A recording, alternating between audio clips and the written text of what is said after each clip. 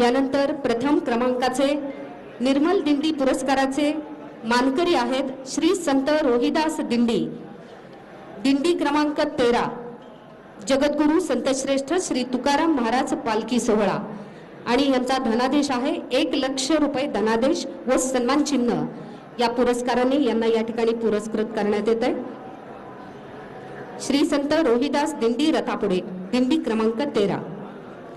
एकदा जोरदार टाळ्यांच्या गजरात यांचं आपण या ठिकाणी अभिनंदन करूयात। या तीनही दिंड्यांचं आपण अभिनंदन या ठिकाणी या निमित्तानं आपण करणार आहोत।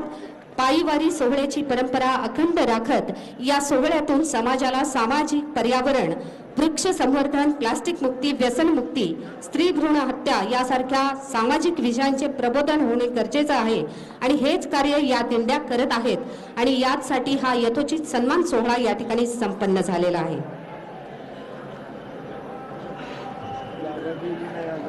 धन्यवाद साहेब। यानंतर आपल्या महाराष्ट्र राज्याचे मुख्यमंत्री